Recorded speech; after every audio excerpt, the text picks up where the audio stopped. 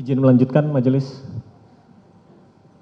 Saudara ahli, tadi saudara ahli sudah banyak menjelaskan tentang pasal 51 Amblik Bevel. Sekarang saya mau tanya kepada saudara ahli tentang hal yang di luar itu.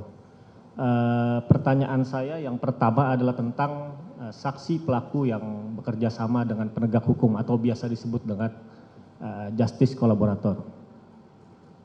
Dalam perkara ini klien kami ditetapkan sebagai saksi pelaku yang bekerja sama dengan penegak hukum atau justice collaborator. Nah, ada pandangan di luar sana bahwa status tersebut tidak bisa ditetapkan kepada terdakwa di dalam kasus pembunuhan. Nah, bagaimana pendapat dari saudara ahli terkait pandangan tersebut? Mohon dijelaskan. Baik, jadi sebenarnya adalah konteksnya lebih ke arah perlindungan terhadap saksi dan korban yang sebenarnya nggak ada kaitannya dengan penyertaan atau perluasan pertanggungjawaban pidana. Tapi kalau kita merujuk pada penjelasan pasal 5 ayat 2 dari Undang-Undang Perlindungan Saksi dan Korban, kita ketahui bahwa rumusan penjelasan itu sebenarnya nggak boleh mempersempit, memperluas atau menambah norma yang ada di dalam batang tubuh suatu undang-undang. Tapi paling tidak dalam penjelasan ini dikatakan bahwa ada tindak pidana dalam kasus tertentu yang disebutkan bisa berupa pelanggaran HAM berat, korupsi, pencucian uang, kekerasan seksual terhadap anak dan lain sebagainya. Tetapi dalam penjelasan terakhir ada frasa lain di situ yang tidak boleh dibaca secara parsial. Ya.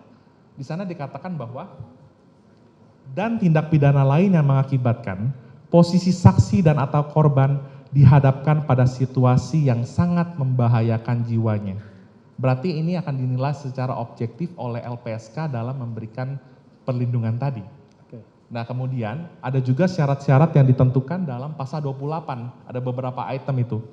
Di antaranya itu kan misalnya bukan pelaku utama dalam tindak pidana yang diungkapkan. Makanya saya tadi sampaikan sebenarnya nggak ada kaitannya ini perlindungan saksi dan korban dengan penyertaan tadi. Karena dua hal atau two something different ya.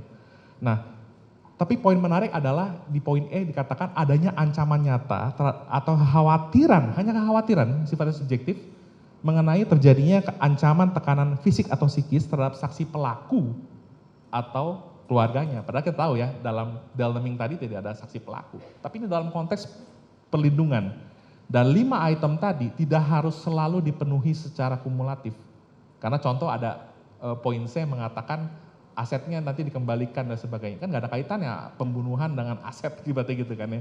Belum tentu ada kaitannya tepatnya gitu. Jadi memang ini adalah dua hal yang berbeda dan ketika memenuhi persyaratan yang ditentukan dalam pasal 28 dan sesuai dengan tadi penjelasan pasal 5 ayat 2 yang menurut ukuran objektif, perlindungan itu bisa diberikan terhadap seorang yang memang mau mengungkap suatu kejahatan. Dan boleh saya tambahkan sedikit lagi?